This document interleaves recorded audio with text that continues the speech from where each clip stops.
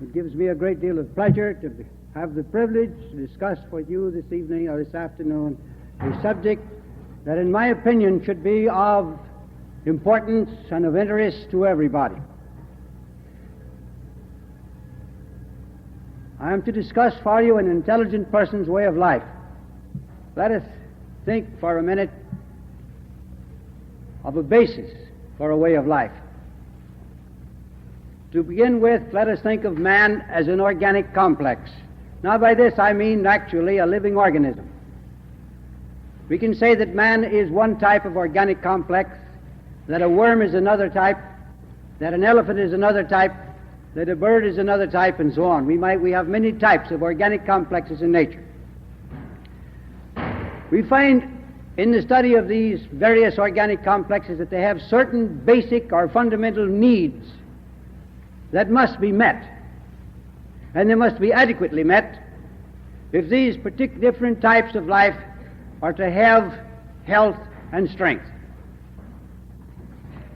Animals meet their needs instinctively. Man probably originally met his needs also in the same way. We may think of man as beginning his career upon this earth from scratch.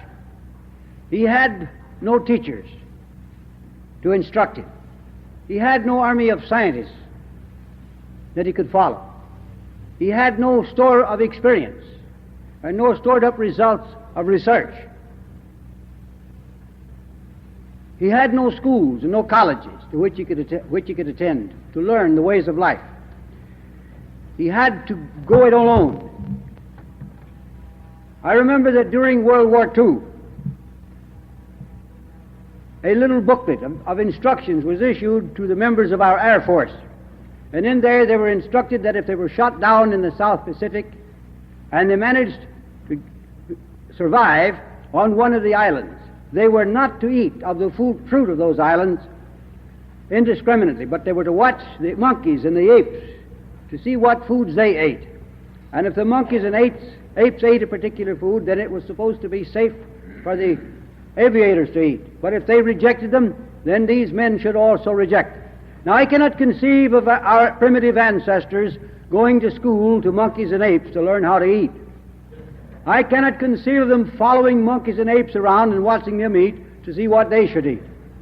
Man must have had some guide, some instinctive guide, to tell him not only when to eat and what to eat, but how much to eat and how to eat it. And in the same way, he must have had some instinctive means of determining what else to do in order to meet the requirements of life. Otherwise, he would not have survived. Otherwise, you and I would not be here this afternoon. So we may think of him purely as a living being and ask ourselves, what did he do? How did he live? Well, we'll say that when he was hungry, he ate. Now, what did he eat? Well, obviously he ate food because nothing else would meet the requirements of his body for food. Nothing else would satisfy his hunger. He ate food, but what kind of food did he eat? Well, inasmuch as he had not developed means and processes of refining and processing his food, he ate natural foods. He ate them unprocessed, unrefined. They were not denatured. They were not devitaminized. They were not demineralized. They were not chemically preserved. They were not colored and flavored artificially. They were foods as old Mother Nature produced them. He ate them whole. He ate them entire. He got all of the food elements from his diet. He got all of the vitamins and all of the minerals and all of the other food factors that are requisite to good nutrition. He had not learned to make fire, so he ate his food uncooked.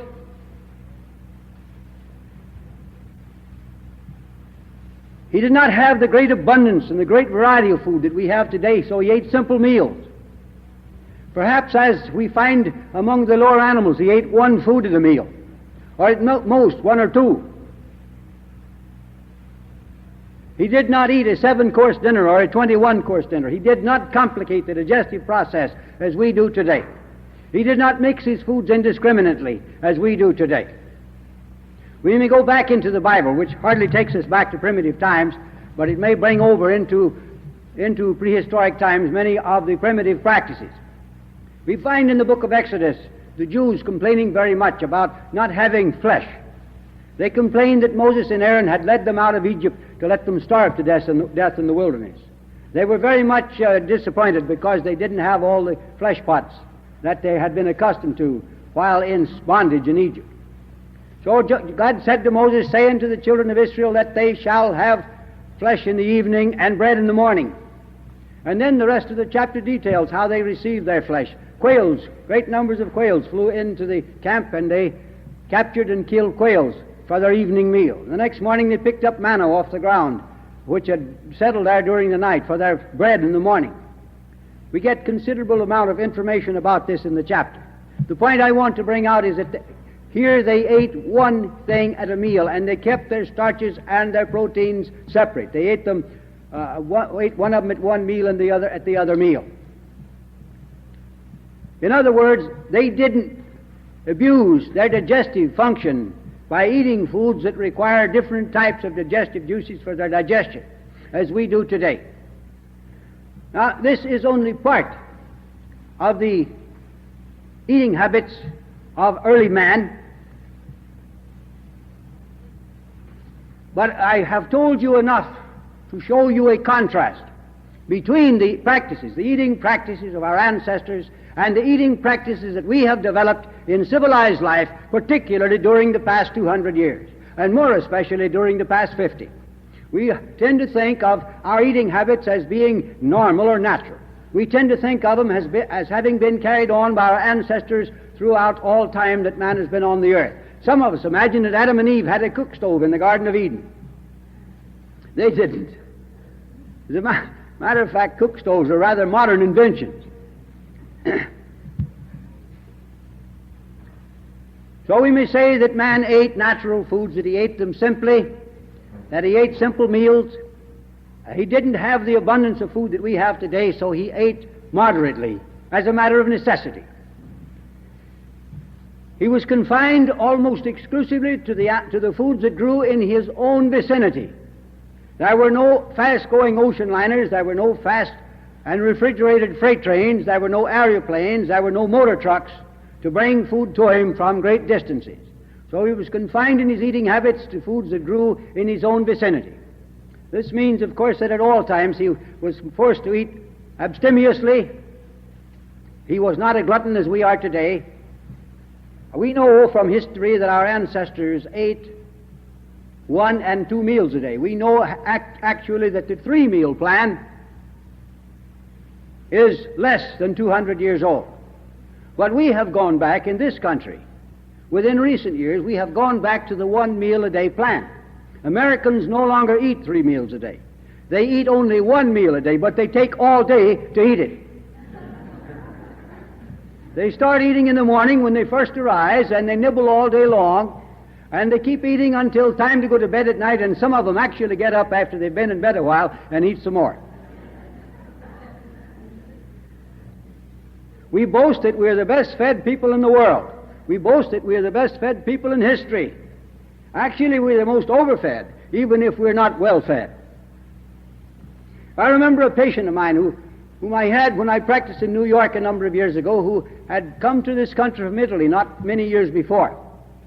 And he said to me, when I came to this country and saw how you Americans eat, I said to myself, these people eat 3 banquets a day. Then he added, in Italy we don't have that much food. Well, neither do they have as much cancer, or Bright's disease, or diabetes, or insanity, or nervous troubles, and other so-called degenerative diseases of later life as we have in this country. They have better teeth than we have. In many ways, they're better off than we are. But now let's forget for a moment about man's eating practices in the past and in the present, and think of something else. Man lived an active outdoor life. He had not learned to build cities. We are crowding into the cities today as we never have before in history. The small towns and the villages are disappearing. The large towns are growing by leaps and bounds. The farm population is decreasing. Today we see small farms disappearing and big farms with combines taking their places. And we crowd more and more into the cities. We're working more and more in mills and mines and factories. We're getting out of the fresh air and out of the sunshine. We're getting away from a normal life, and we're getting away from our natural and normal contacts with the sources of existence. You go into the city today, and they don't ask you anymore to go out with them for a breath of fresh air. They say, let's go out and get a breath of carbon monoxide. Because there's no fresh air in the cities. And the larger they get, the worse the air becomes. The larger they get, the more they live in caves and caverns and in the lower part of canyons, and the less sunshine they get. So that we're not getting the elements of a healthy life in our modern living. Our ancestors, before they learned to make clothes, spent their day in the sunshine nude. They didn't have to take sun baths. Sunshine was an everyday part of their living. They didn't have to go out and make a special effort to get it, because it was just a part of life. And the fresh air was equally a part of life.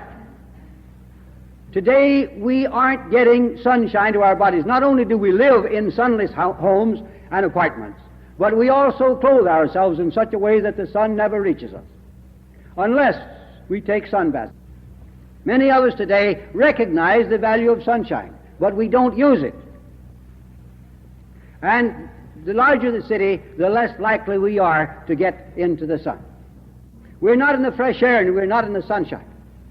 And our ancestors were. Now, these things are part of the elemental needs of life, as much so as food. And we're not getting it. It behooves us then to reorganize our way of life so that we can have fresh air and sunshine. When our ancestors were thirsty, they drank. Now, what did they drink? Well, they hadn't learned to make wine and beer and whiskey and rum and brandy and vodka and tequila and mezcal and the various other alcoholic beverages that we take today. They hadn't learned to brew tea and coffee. They didn't know anything about Coca-Cola and chocolate. They had not learned to make soft drinks. Now, all of these soft drinks are poisonous, just as are these other substances that I've mentioned. So what did they drink? Well, first is they demand on the part of the organism for water, and they drank water. As a matter of fact, that is the only drink we have today. Everything else is either food or poison. Fruit juices, vegetable juices, milk, soups, these are foods. Alcohol, tea, coffee, cocoa, chocolate, soda fountain slops, these are poisons. Water is our only drink, and this is what our ancestors drank. They drank water when they were thirsty. They didn't drink 8 glasses of water a day because somebody told them that's what they needed. They didn't stop at 6 because somebody else said you need 6 glasses of water a day. They drank according to the demands of thirst, which is the normal, the natural, the instinctive way of drinking. Not by arbitrary standards, but by need, as indicated by physiological demand, which we call thirst. So they ate when they were hungry, and they drank when they were dry. They rested when they were tired. They slept when they were sleepy. They sought warmth when they were cold. They sought a cool, shady place when they were hot. Our whole mode of living is absolutely contrary to any possible normal or natural way of life.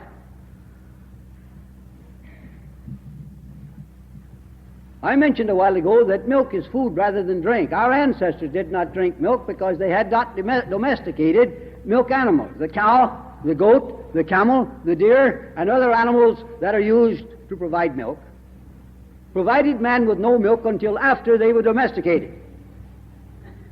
Now, this put the women of the time in the position where they had to nurse their own babies. And I can't conceive of our primitive ancestors, especially the women, deigning to call upon a cow or a goat to function as the mother of their children. If they hadn't been better mothers, far better mothers, than the average woman of today, you and I wouldn't be sitting here today. Their young would have starved to death if the cows and the sheep, or rather the cows and the goats of the country, were to suddenly become as poor mothers as our mothers are today. I don't know what would happen to the next few generations. I doubt that they'd survive, because our mothers can't nurse their children anymore. Now, why can't they? Because their food is such that it will not produce milk. You can't produce milk out of white flour and white sugar and white rice and canned fruits and vegetables and embalmed meats and pasteurized milk and cigarettes and beer and hot dogs and sandwiches and coffee and cake and pie and foods of that type. You can't produce milk out of that kind of food any more than you can produce healthy flesh out of that kind of food. We are not nourishing ourselves. Our mothers are not eating properly in that they can produce milk that will nourish their babies. So it's a good thing that we have the cow and the goat. It's a bad thing in one way. If we didn't have them, we would be forced to find a means of producing healthy mothers, vigorous mothers, efficient mothers, adequate mothers, in order to bring forth the next generation. A few days ago, well, to be exact, the day before Easter, a baby was born in Austin, Texas. Now, there were many babies born. Perhaps there were several born in Austin, Texas that day. But this one particular baby that I want to tell you about. The mother did not know that the child was being born because there was no pain associated with the birth. And the child was almost emerging from the vagina before she realized what was happening. Had the midwife that took care of the case not been in the house with her, she had moved in 3 or 4 days ahead. Had she not been there, she never would have gotten there in time to officiate at the birth. And there was no pain. This was a nearly normal birth. I say nearly normal because birth should not merely be painless, it should be pleasurable. Did you ever watch a female cat giving birth to a half a dozen kittens, lying there purring as though she's enjoying life while the kittens are being born? This is an example of what birth should be, a pleasurable experience. Mothers should welcome it. They shouldn't want to be anesthetized. They should want to go through the experience because it should be pleasurable. But to go back, during the summer while I was in the process of building my new institution, this mother and her husband, who were both attending the University of Texas, came upon the hill where I was building the place to see me. And the wife said, I am pregnant, and I don't want a physician, and I don't want to go to a hospital. What can I do? Well, Austin is about 70 miles away, so I said the best I can do is to instruct you as to how to take care of yourself through the balance of your pregnancy and give you the name of one of the best midwives in the United States who lives there in Austin. That was done, and she followed out the instructions, and the baby was born without pain. The grandmothers and grandfathers of the baby live in San Antonio, so there is quite a buzz in both cities about the birth of this child. This is something that we can do. This was the woman's first child. She was a young woman. This is something that we can do in the great majority of cases of women, if we can only interest them in a way of life that conforms to the laws of life and get them to cease depending upon drugs and hypnotism as a means of relieving the pains, not the pains that are due to childbirth, but the pains that are due to a way of life that builds trouble.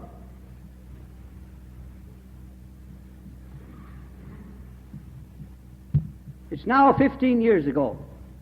A woman in San Antonio gave birth in her 41st year to her first baby. Now that is an age of life when it is usually considered rather unsafe for a first child. we think we're going to have a lot of difficulty if the first child comes late in life. And yet in her 41st year, she gave birth to her baby without anesthetics, without drugs, without so-called instrumentation, without help. And when it was over with, she remarked to me, "I thought it was supposed to hurt." And I said, "Well, conventionally it does hurt, but it isn't supposed to. Normally, childbirth is not painful." She says, "That was just like a bowel movement. I could have had a dozen babies." This is only another example of what can be done if we will live in such a way as to produce a normal state of the body. We can normalize the reproductive function as well as we can normalize any other function in the body, and we can have normal births rather than painful and gory and sometimes deadly experiences.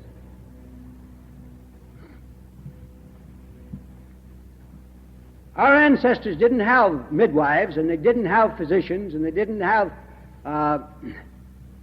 nurses and hospitals to look after their births. They gave birth to their children without aid, just as the Indians used to do. An Indian mother didn't have anybody attend her during the birth of her child. We can bring about normal births in our women if we can interest them in a right way of life. We can restore man to it, the men folks too, to normal conditions if we can interest them in the right way of life. But what do we see today? We see ourselves beginning to degenerate and to deteriorate in early childhood or even in infancy. You see little children starting to school with eye crutches astride their nose. You see them coming into school with hearing aids. You see them with bow legs and knock knees and stoop shoulders and crooked spines. You find them coming to school with their tonsils removed already, and some of them with other organs removed. There are all kinds of evidences of defects and of deformities and of failure of normal development in them. And it is all because we are not living according to the ways of life that our ancestors lived. We are not obeying the laws of life. We are trying to live artificially, and we have more or less become naturalized in a wrong way of life. But we are paying a severe penalty for that naturalization. When we become ill, what do?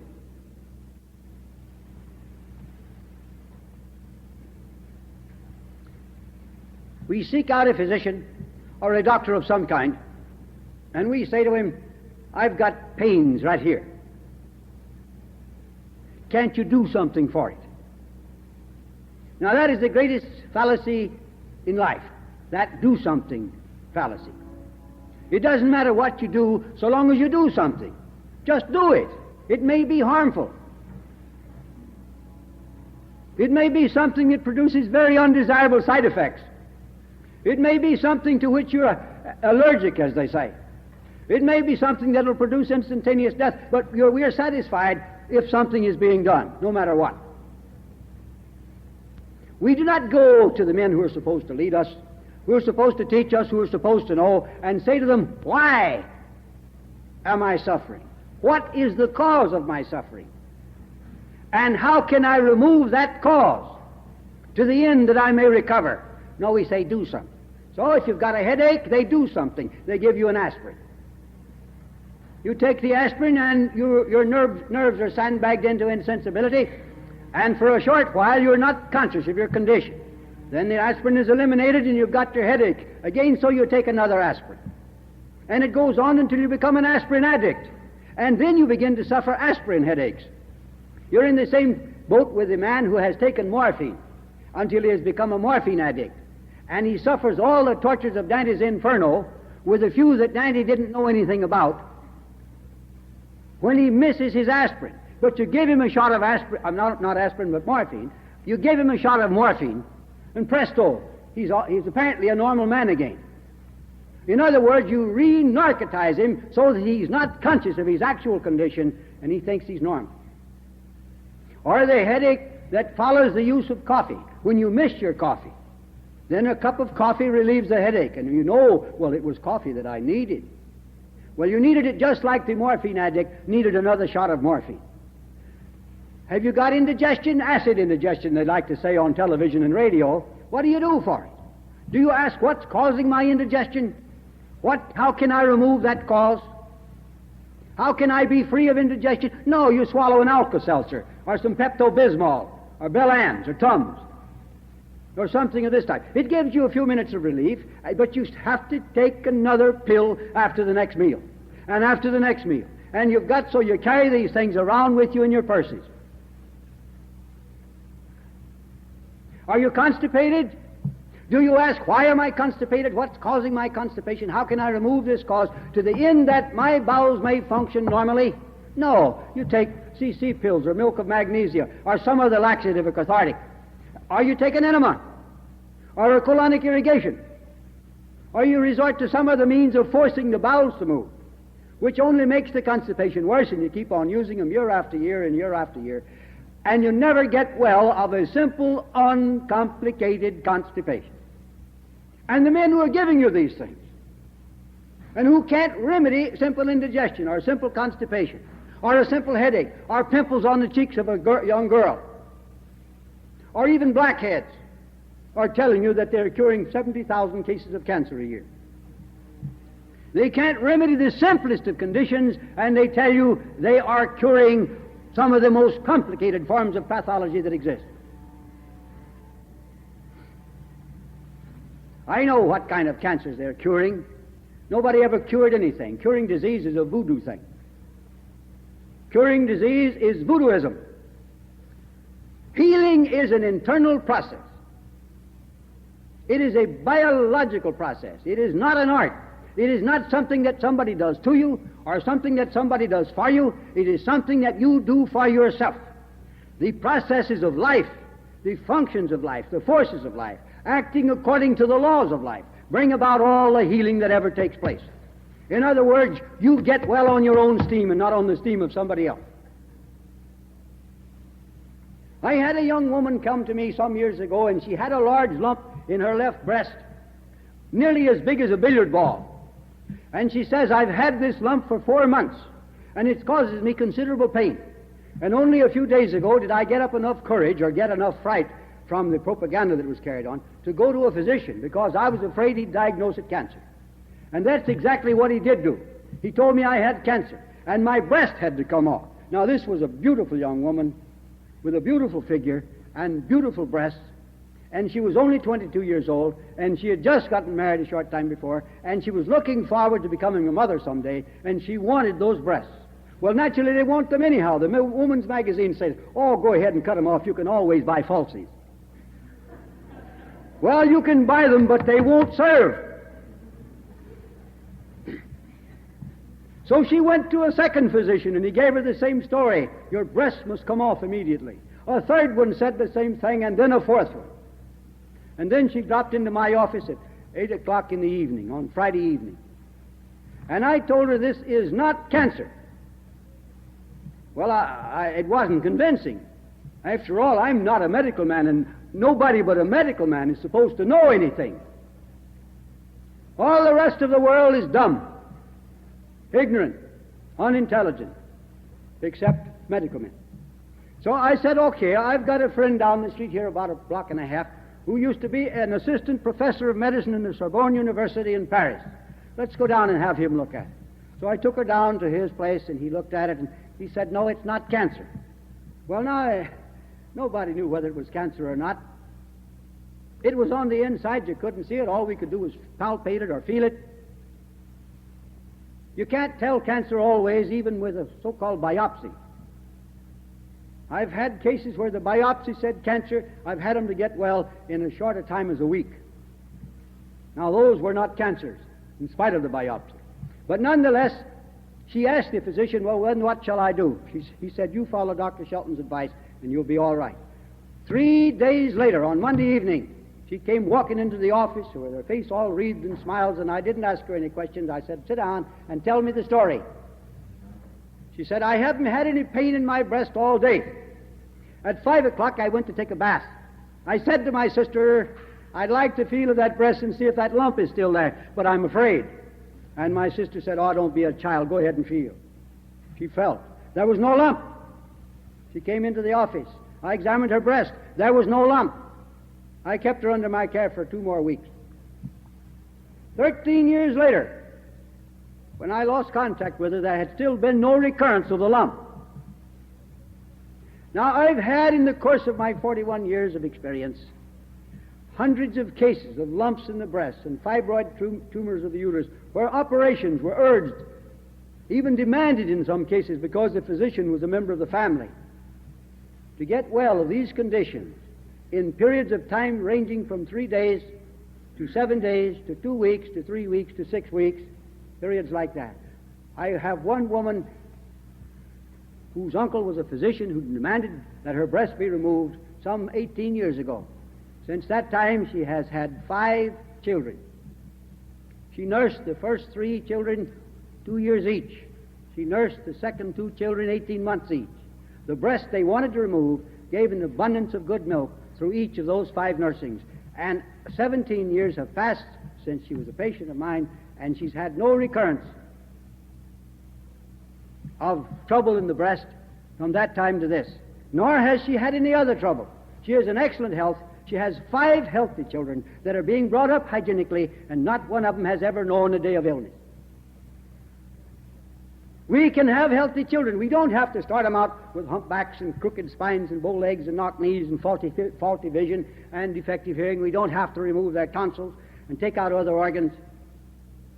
If we will learn to properly care for those children, beginning before birth and carrying them right on through their infancy and young childhood and on through puberty and adolescence.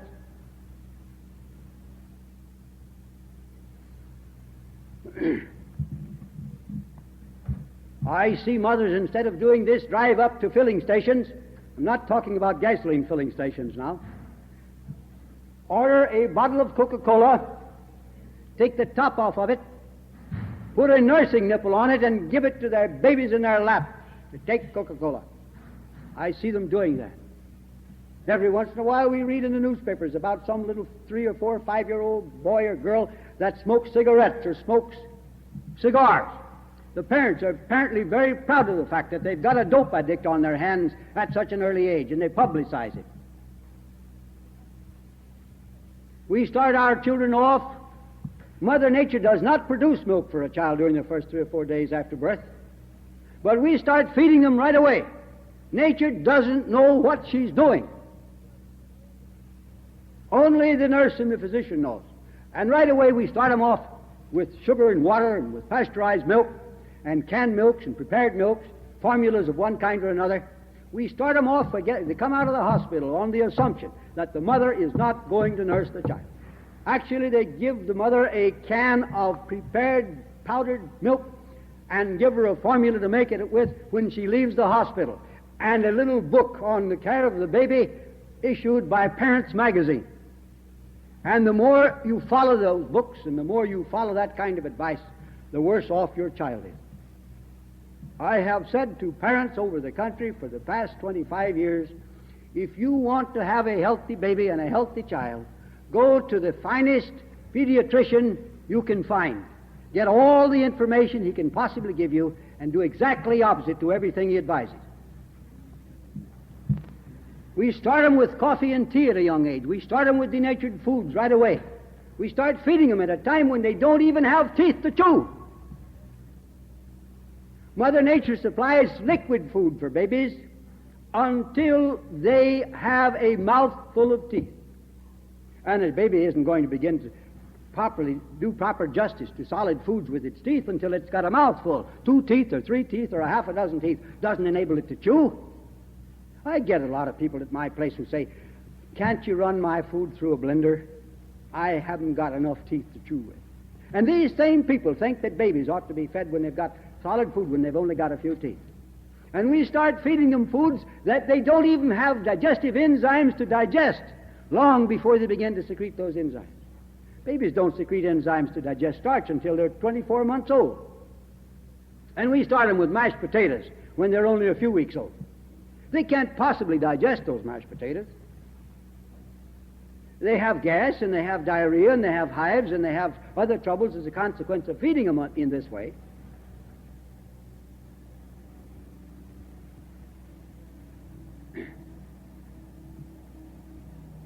We start them off wrong, and they get worse and worse as they go along. They start off with wrong food. They take on Coca-Cola and other soda fountain slops. They fill up with cookies and crackers and ice cream and malted milks and other substances of this kind. They're given drugs when they ought to be given spankings, and they ought never to be spanked, and that means they should never have drugs. They're given milk of magnesia at a young age.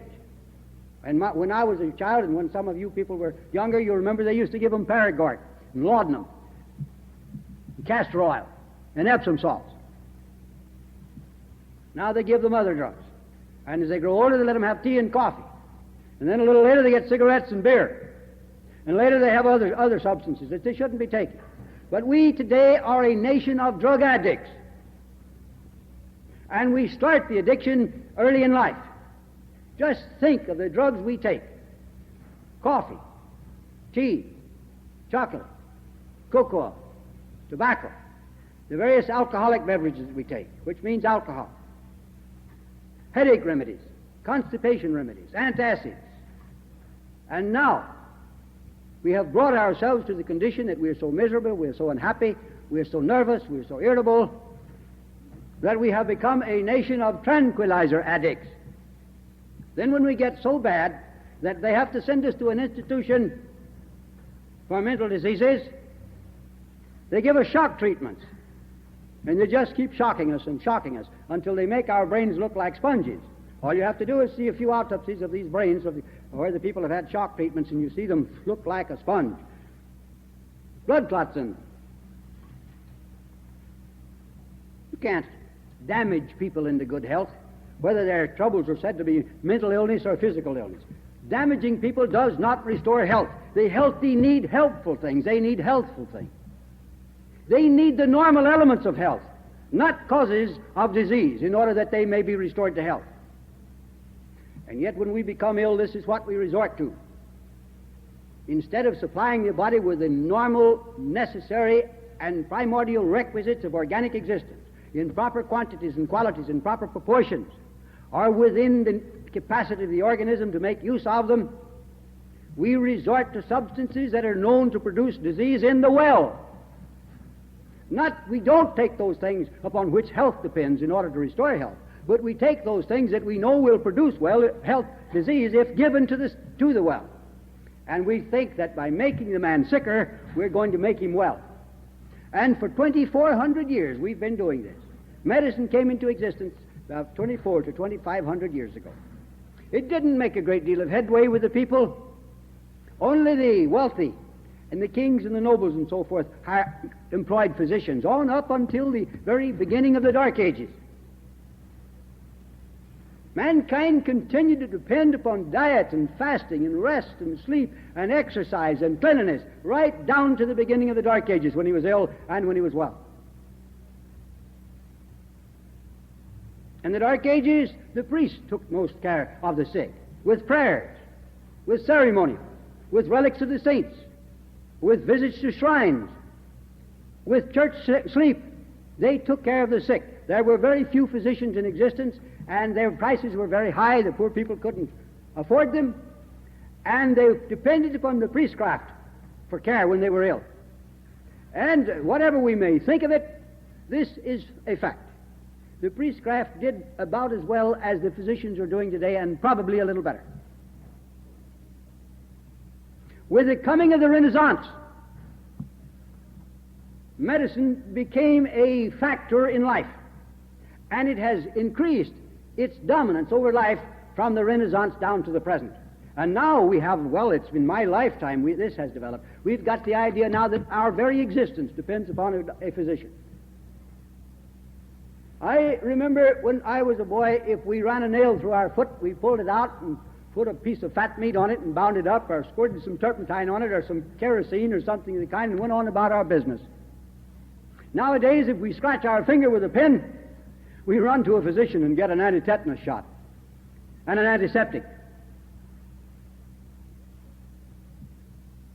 In those days, if a child was ill, mother gave it an herb tea, which wasn't any good, but it certainly wasn't nearly as poisonous as some of the things that they're being given today. She cared for it. A child was not taken to a physician unless it was seriously ill. Now we run to physicians as though our very lives depend on their existence. It is estimated, and I don't know how accurate the estimate is, and I don't know anybody who does, it is estimated that man has been on the earth 1,000,000 years. I'm inclined to think it's a little short of that, but that's the estimate. At any rate, we've had a medical profession for about 2,400 to 2,500 years. If man has been here for 1,000,000 years, the existence of the medical profession is less than a second on man's day on the earth. Less than a second. Throughout all that long period of time that elapsed from the time he first appeared upon this earth until the medical profession came into existence, he got along without physicians, without midwives, without psychiatrists, without psychologists, without dentists, and without all the other members of the disease trades that exploit the sick today. He multiplied. He spread over the earth. He navigated rivers. He navigated oceans. He built cities. He invented boats, bows and arrows, wheels. He domesticated horses and cows and camels. Finally, he domesticated man himself. And he did all this he invented language. And some of the languages of the peoples of the past are so much more complex than ours that ours looks like a degenerate language rather than something to be proud of. And he did all this without the aid of the members of the disease trades. He enjoyed a health that we don't have. Today, there is a question mark after life. Some of us doubt that it's worth living. And some of us get so doubtful of it that we commit suicide. As a matter of fact, there's a certain sense in which we all do. There are 3 ways of dying. You die by accident, or somebody shoots you. You get hit by a car. You fall from a building or something of the kind. You die by accident. This is the least popular means of dying. The next method of dying is that of suicide. You shoot yourself. You drown yourself. You open an artery and bleed to death. You poison yourself, or in some other way you kill yourself. There are lots of people doing that. That's suicide. Then there is autocide. Autocide is the means of dying which most people use. It is slow death, taking years to do it, but you bring about your premature death by your violations of the laws of life. That's autocide. Now, when they dig up the remains of our primitive ancestors, they find that they were more, so far as their bones show, they were better specimens than we are. They had larger and stronger bones than we have. They had bigger brains than we have. Now consider this fact. Muscle size is correlated with brain size. This means those people with the larger bones had larger muscle. They were stronger and more vigorous than we are. You read in the Bible about David slaying a lion with his bare hands. In Greek mythology, you read about men killing lions with their bare hands. Do you believe it?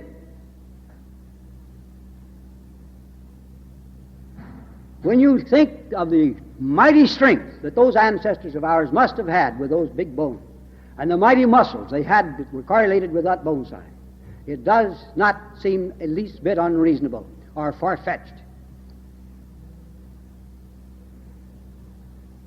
We may assume, I believe, that those same ancestors that had such good bones and such good teeth that lasted throughout life also had good vision and good hearing and good health.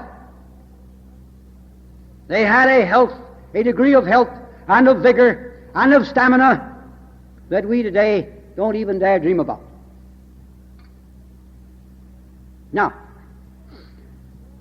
instead of depending upon artificial and harmful ways of life, and seeking for poisons with which to counteract the effects of that way of life, it behooves us as intelligent people to study the laws of life,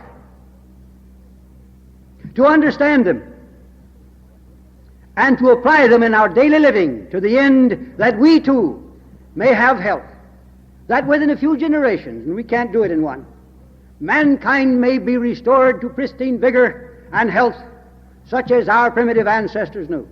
It hasn't been many decades ago that Indians in this country would start a deer in the morning and run him down and catch him before nightfall. And you run half a block for a streetcar or a bus, and you puff and blow like a steam engine.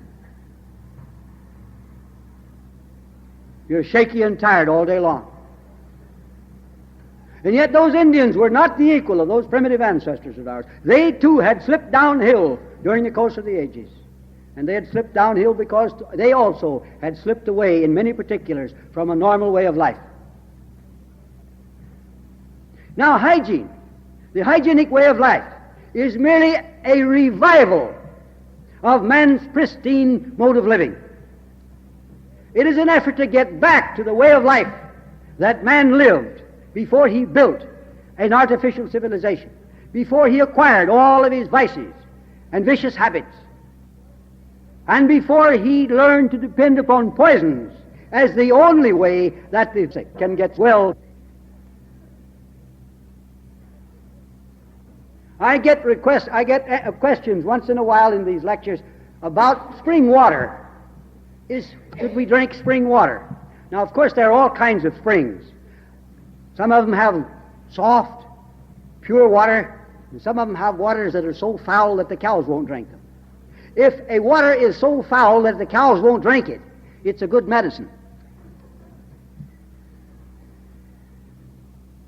Isn't that a ridiculous idea that we've developed, that things that are obnoxious to our senses, to our instincts, to are the only things that nature equipped us with which to protect ourselves, these are the things that we should take to restore us to health when we become ill.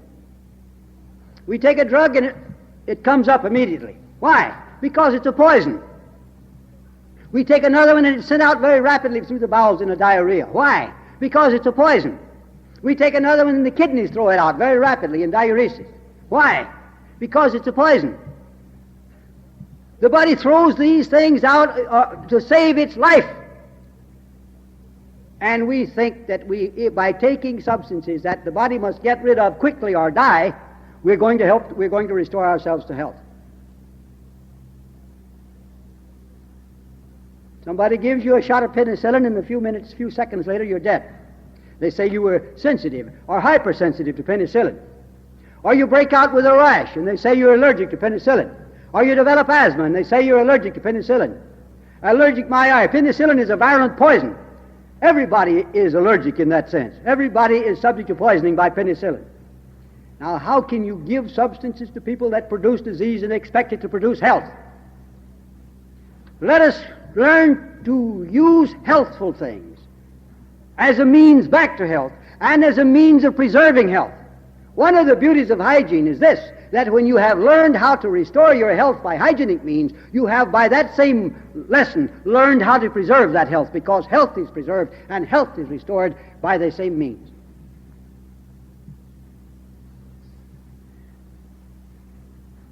The reason you are unable to depend upon healthful means of restoring health is that you believe or have been taught to believe, and it's a brainwashing process. You have been taught to believe that you have to be cured. And the more desperate the disease, the more desperate the remedy. You have been taught not to depend upon your own resources, upon your own processes of life, which are the only things that can really restore you to health. The only things in this world that can purify your bloodstream are your own eliminating organs. The only things in this world that can nourish your body are your own nutritive organs. The only thing that can build up a weakened and wasted muscle is your own process of nutrition. The things our bodies can use in sickness as in health are the normal elements of life. The food and the air and the water and the warmth and the sunshine and the activity and the rest and the sleep and the cleanliness and the mental poise with which health is synthesized. The needs of our body do not undergo any radical change when we become ill. It is not true that we need food when we're well and poison when we're sick, that we need cabbage when we're well and arsenic when we're ill. This is not true. Our bodies can no more make use of arsenic or penicillin or streptomycin in a state of sickness than they can make use of these same poisons in a state of health. But they can make use of the normal elements of life in both conditions. Now, we live only because, and we came into existence only because we have these things. The fertilized ovum cannot develop into a baby without food and water and air and sunshine and so on. The baby cannot develop into a full-grown adult, man or woman, without these same elements. The living organism cannot repair or replace its daily wear and tear without these same elements. It cannot repair a broken bone or heal a wound without these same elements. It cannot reproduce itself without them. These are the very things upon which life itself depends. And these are the only things that the body can make use of, well or sick. There is nothing else in this universe that can supply the needs of life except these normal elements of life. And it is upon these that we must depend to keep us well. It is upon these that we must depend to get us well. We have to make adjustments. We have to adapt these ends to our needs under the varying and various circumstances and conditions of life in both health and in sickness. There is a time to eat and a time not to eat, a time to exercise and a time not to exercise, a time to rest and a time not to rest. You wouldn't take a person suffering with pneumonia or with typhoid fever and give him an axe or a hoe and put him out to work. You'd give him rest. There are times when we need rest and we should not exercise. In like manner, there are times when we should abstain from food. The Journal of the American Medical Association for January 23, 1960, carries an item which is a condensed item from the Journal of Metabolism for September 1959, entitled or headed, Overcoming Dread of Fasting. In that article, it is stated that if they had given more attention to their Bible, they would have known that prolonged fasting is not difficult, that it is not injurious, that it may actually prove beneficial. They say in there that after the initial day or two, there is no longer any trouble from hunger. Now, the Bible does not reveal all these things. They also mention in that item that prolonged fasting does not produce deficiency disease. There is no mention of deficiency disease in the Bible. The Bible has frequent references to fasting. There is only one instance in that entire Bible where there is any reference to fasting in connection with disease. Jesus tells his disciples on one occasion when they come to cast out the devil out of a sick person, "This kind cometh not out save by prayer and fasting." And that's the only place where it's mentioned in connection with disease. But there are numerous fasts, some of them of 40 days each, besides that of Jesus. And we think of the fast of Jesus as being a miracle. I have had one patient to fast 90 days. I've had a number to go beyond 60 and one to go 78 days. I don't think it was a miracle in the case of Jesus any more than in the case of these. In fasting, we live upon food, but it is food that we have stored within our body to meet emergencies with. It is food that the body can make use of under certain circumstances and conditions of life with greater efficiency and greater ease and less tax upon itself than it can take the raw materials of food and work them over. So in certain conditions, like severe wounds and like acute disease, old Mother Nature cuts off the desire for food. She hangs out a sign here at the portal saying closed for repairs. And when you take food in spite of it, she just dumps it out right quick. There is a time to fast. In other words, to take a physiological rest. Even chronic disease. One of the chief complaints of chronic sufferers is that I've lost my appetite. They lost it at the table, and if they'll just remain away from the table for a few days, they'll find it again. How simple it all is, this forcing people to eat. Tell them they've got to eat. If they're sick, you've got to eat to keep up your strength. You must eat to build resistance to disease. Now ask yourself this question. If eating builds strength, how do the well-fed become weak?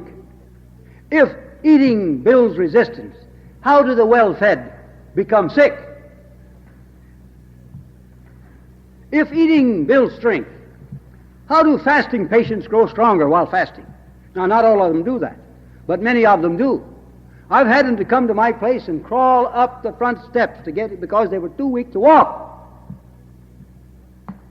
And within a week, without food, they were running up those steps.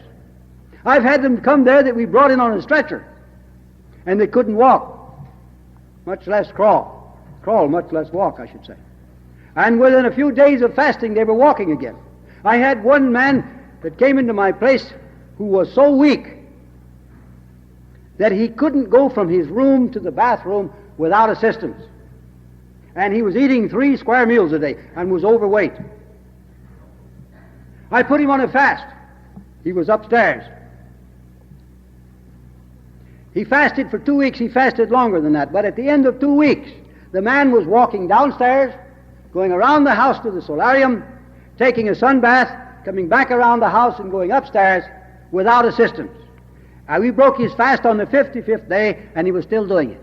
55 days without food, and he was stronger than he was on the days he was eating 3 meals a day.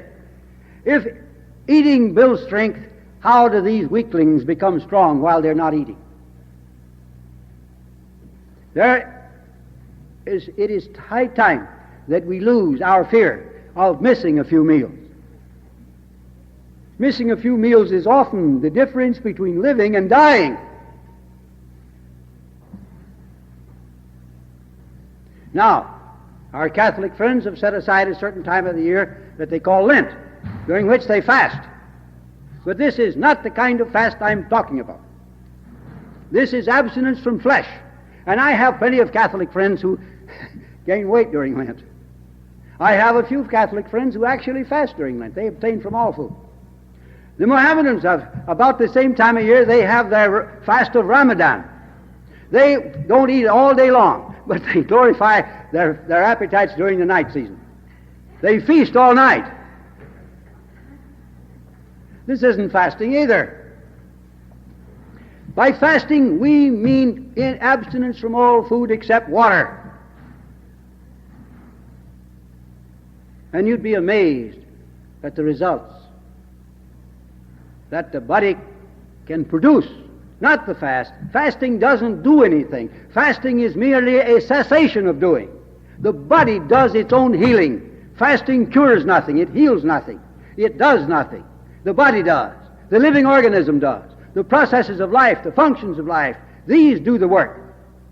They do the healing. They do the eliminating of toxins. And you'd be amazed at the things the body can do for itself when you get out of the way and give it an opportunity. There are millions of people in this world today who are keeping themselves sick by keeping themselves pickled in drugs. All they need to do to get well, and sometimes to get well so quickly that they think a miracle has happened. They go to a Christian Science practitioner and she says, "Now you stop taking those drugs and I'll read you out of Science and Health." And she reads a few times, and what he's actually done is he's pickling his tissues in poison, and he gets well in a hurry, and, well, Christian Science did a remarkable job. And so it did. It stopped him from taking drugs. It stopped the man from poisoning himself and from perpetuating his trouble by the very thing that was causing it. And now for just a little joke before I quit. 2 salesmen were driving down a narrow roadway, each one of them in his separate car. And the salesman in the rear wanted to pass, and he honked his horn. And the salesman in the front gave no attention to him, so he honked again and again. And the man in front yelled at him and shouted at him, and they got to arguing back and forth. And during the course of their arguments, they discovered that each one of them was a salesman. Finally, the man in front said, "What kind of a salesman are you?" And the man in the rear says, "I'm a drug salesman." So the man in front pulled over to the side, and he said, "Well, you go ahead then. You go ahead. I'm a tombstone salesman."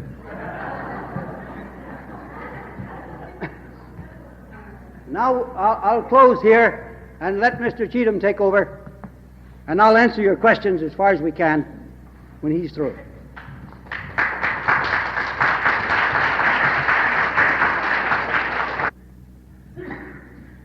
If a person has not lived according to the laws of nature and is really ill, do you believe you can bring this patient back to health within a reasonably short time by following natural laws anew? I didn't tell you the things I believe. I've been in practice for 41 years. In that time, I've cared for between 30 and 35,000 patients. I know what we can do. I've seen cases that were pronounced hopelessly incurable, restored to excellent health.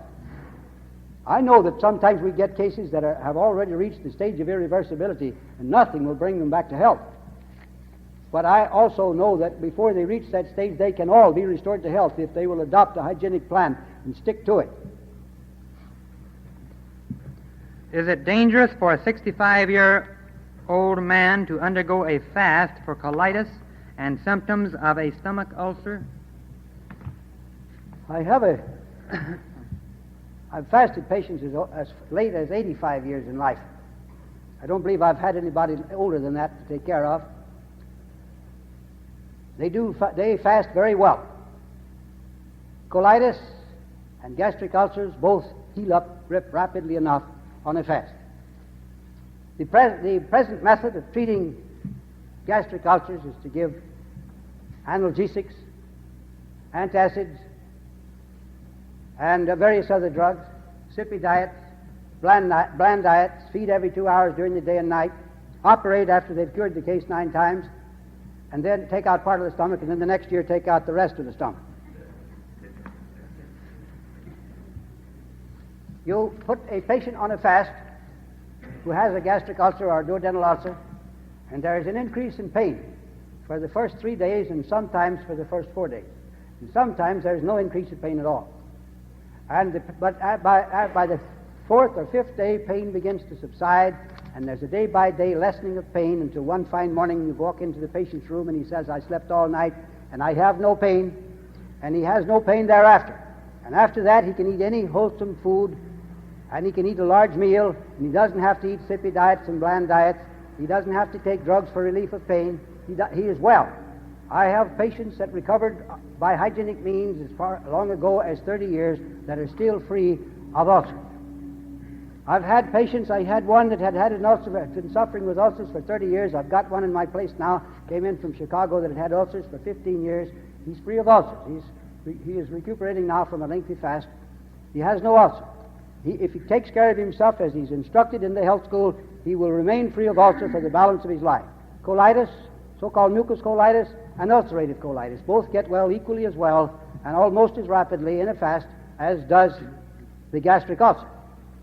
Now, after you're well of these things, if resting, mental, physical, and physiological resting, have enabled the body to restore the integrity of its tissues and restore its functioning efficiency, then if you will live correctly thereafter, you will not again build your trouble.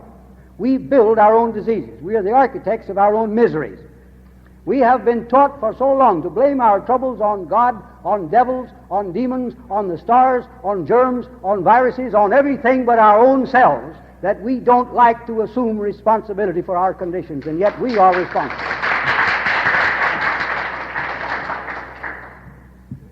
Do you take or use or recommend organic vitamins or synthetic vitamins? I do not take, I do not use, and I do not recommend organic vitamins and synthetic vitamins, except those organic vitamins that come to you in foods. Extracted vitamins lose much in the process of extraction. Sometimes they lose everything. Take, for example, the vitamin C in alfalfa. They cut the alfalfa and they leave it in the field to dry. They lose 70% of the alfalfa the first day. They turn it over the next day to dry the other side, and they lose the rest of it. That's just the vitamin C. But then they powder this stuff and press it into pellet form and put it in storage, and it deteriorates in storage so that by the time you get it, there isn't much vitamin left.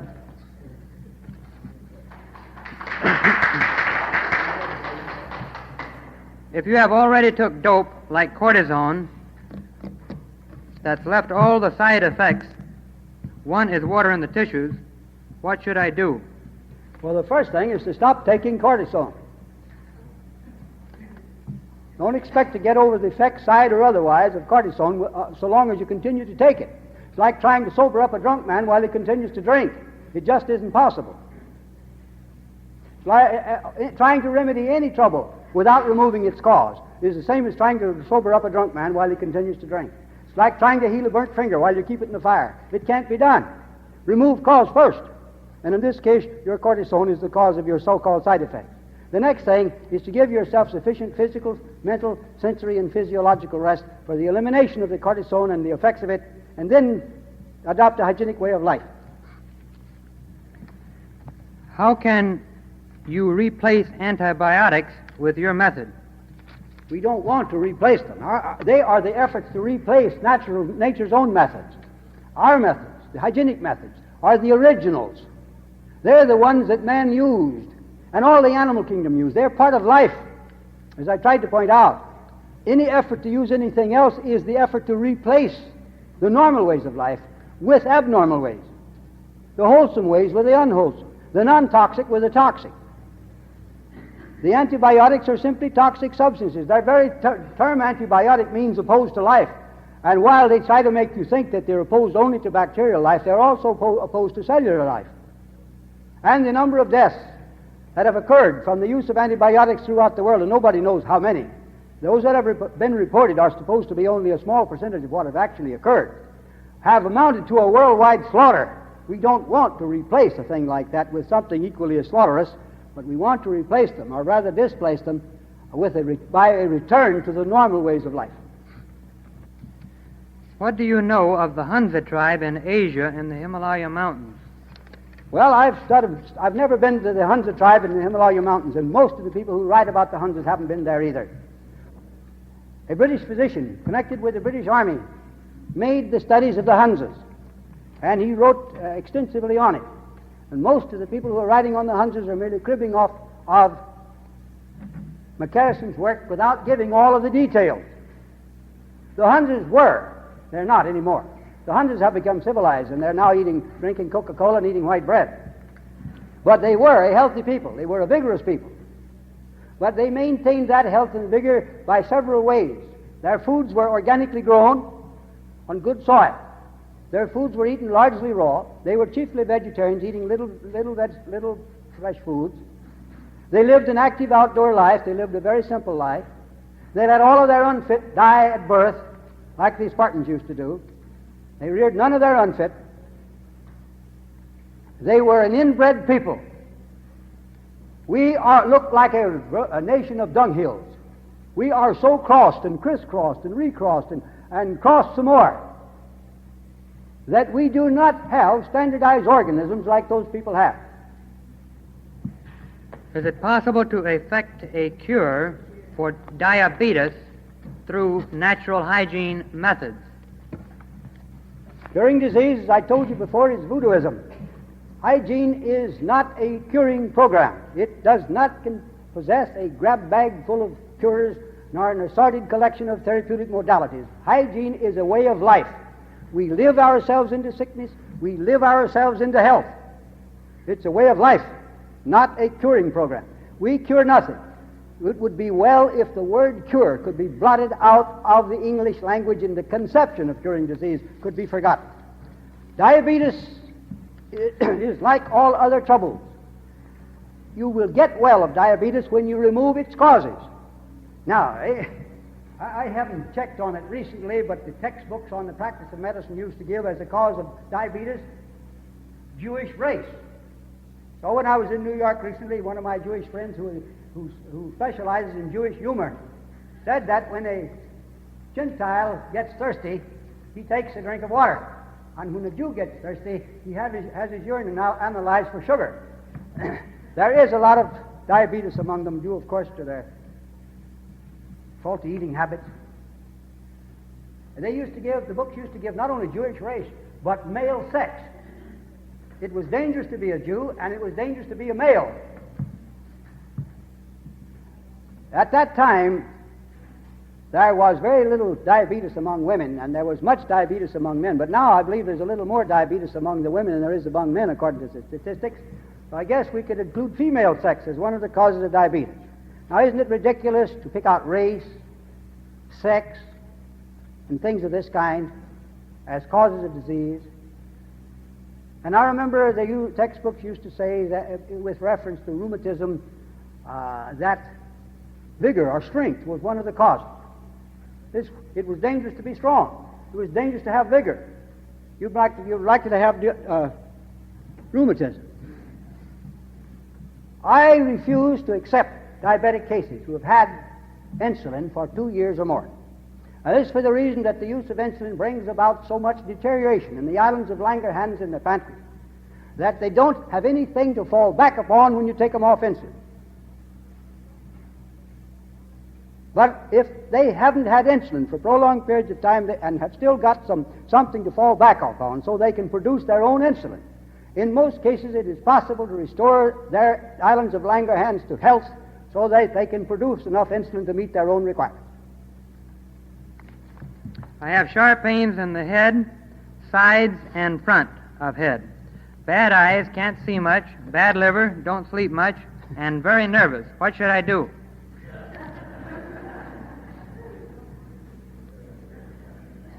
I once saw an account in a publication of a physician who had a woman patient who was crying and crying for days. He collected some of her teardrops and sent them to the laboratory and had them analyzed.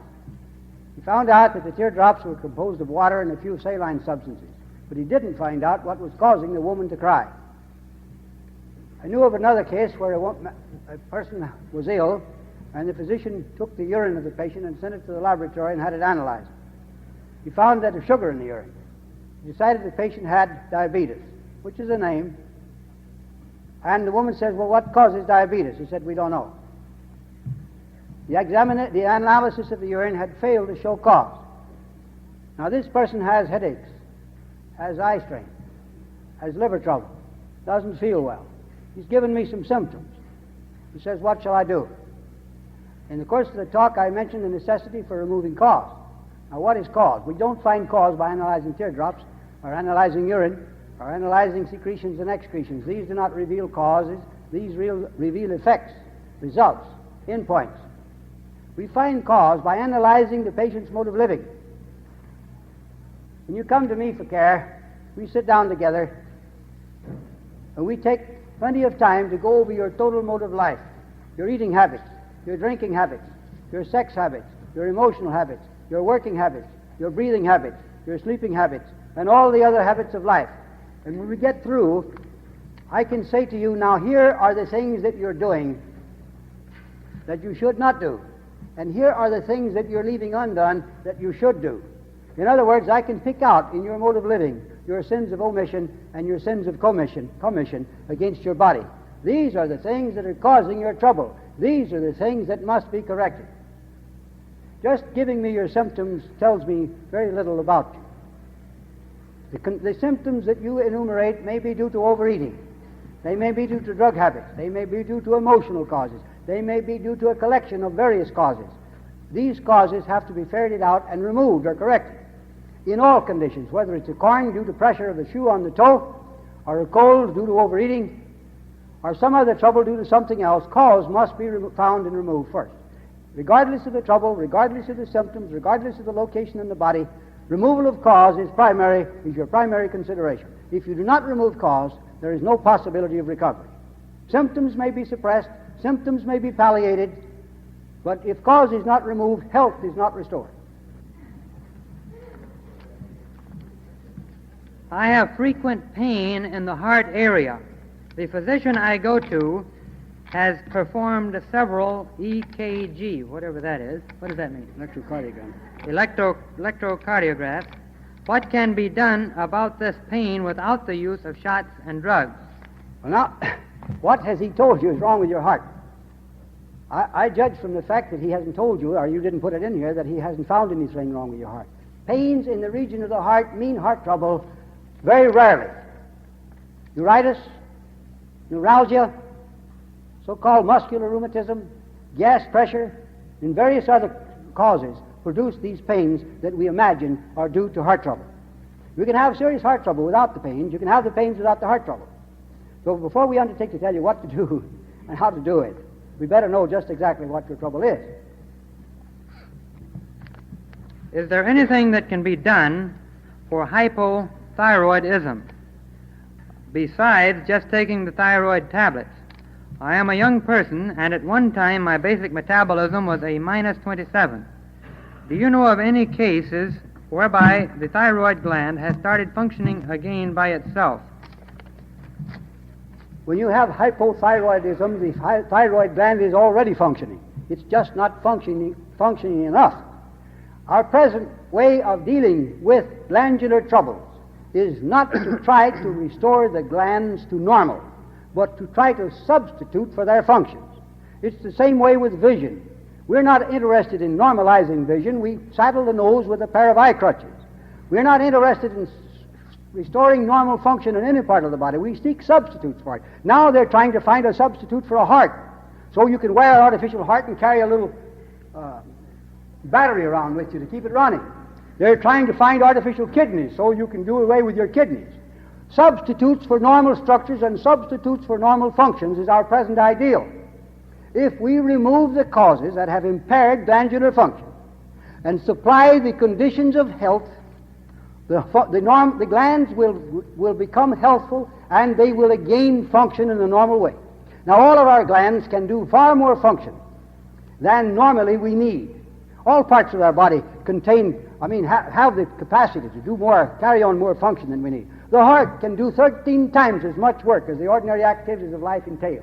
The kidneys can do more function. The islands of Langerhans can function more than we need to carry on the normal activities of life. We can lose part of them and still have enough function if we keep them in health. But we're not doing that. We're not trying to restore them to health. We're not trying to normalize them. We're trying to find substitutes for their function. So when we have hypothyroidism, we call upon the bulls and goats of Armour and Company and Swift and Company for substitutes for our own secretions. What about the seeds of melons, pumpkins, grapes, etc.? Are they a good food? All seeds contain food value. Also, seeds are stored food, except for the germ that becomes the new plant. They are food that is stored up upon which that plant feeds in the very beginning of its germination. They contain proteins, they contain carbohydrates, they contain minerals, they contain vitamins, so that they all have food value. Now, some of them, not all seed should be used as food because some seeds are poisonous to us. But the non-poisonous seeds, like the pumpkin seed and the watermelon seed and the grape seed and so forth, can be used as food. I don't know that we need to. You go into Mexico, where they use far more seed than we do, and the stores are just full of all kinds of seeds that they use. And pumpkin seed and sunflower seed and so forth. The sunflower seed were used by the American Indians. They've been used in Russia for ages. Europe used a lot of them. They're good food. Many seeds that we don't use are good foods. All those that we do use are good to nearly good. We use various kinds of cereals, they're all seeds. We use various kinds of legumes, beans and peas, they're all seeds. We use a lot of seeds. I have an itch on my back and at the hairline on my neck. Any suggestions? Well, I could say scratch it. But that only calls for more scratching. Scratching seems to have a tendency to develop an addiction. The best thing is to get rid of the toxic condition that is behind the irritation, the pruritus, and perhaps also the inflammation, or eruption. And that is best done by a change of the way of life. The quickest way to get rid of your toxic state, of course, is by physiological rest. will you tell us how the best way to reduce, especially when doctors have told me it was gland trouble and always gave me thyroid tablets? Well, now, there's nothing like having glands if you're fat. You need something to blame it on. Most fat people contend that they do not eat much. The fat just jumps on them in the dark. It's certainly nice to have heredity and glands to blame our fat on. When I was living on the farm as a boy, we used to fatten hogs. We didn't bother about the glands except the digestive glands. We worked them to death. We fed them to put on fat. If we didn't want them to get fat, we didn't feed them so much. Now, there's no more rapid way of reducing weight and no more safe way of reducing weight than by fasting. You go on a reducing diet and you take a long time to lose a little weight. And your skin doesn't reduce as rapidly as your body, so it falls and wrinkles and folds. But you go on a fast and you lose weight rapidly and the skin comes down with the body so that you don't have those wrinkles and folds. Now, that's true of a young person. Of an older person, that's not true. The skin doesn't come down as fast as the body does in the older person. But there's no more. I've seen losses of weight of 4 to 6 pounds a day for the first few days of a fast. I saw one woman, on the other hand, who had a very low rate of metabolism, and she fasted 50 days and lost 12.5 pounds, a rate of 1/4 of a pound a day for the whole period of the fast. I mean, an average of that. Well, that concludes the questions, Doctor, and thank you. We have one more here. Just a minute, we have one more here. What can one do to treat arthritis by natural hygiene? About 6 years ago, a man came in to see me who lives in San Antonio, and this was about his condition with a cane. And he couldn't turn his head more than this. And he was in severe pain. He was a bacteriologist. He had had arthritis for 28 years. I looked him over and I said, I do not know that we can remedy all of your trouble. There are probably changes in some of these joints that cannot be reversed. And it's going to take you a minimum of 2 years to recover your health. He said, 2 years? I've been at it for 28 years. 2 more years won't make a great deal of difference. It took him 4 years to get to the point that he is now. He is nearly straight. He is not completely straight. He walks well. He walks without cane or crutch. He is working. He's been working heavily for more than 2 years. He had, during that period of time, 3 lengthy fasts and several short ones. He was, between fasts, he was on a very strict hygienic diet. He had exercise and sun baths.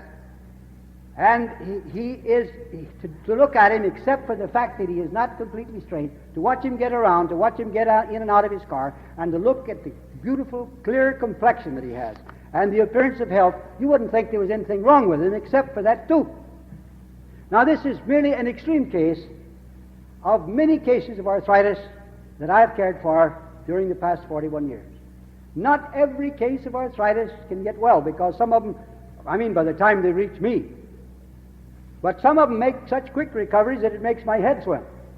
The cases that recover, that give us the most trouble in recovery, are those that have had actin cortisone. They are slower in recovering and give us more trouble if they've had these drugs, and the more they've had, the slower they are. Aspirin doesn't seem to have a great deal of effect in slowing up their recovery, but cortisone and ACTH does. Before we conclude, I would like to just remind you that this evening our lecture will start promptly at 7:30, just as it did this afternoon. The title of the lecture is The Basis of Physical Vigor. I want to again urge you to bring your friends.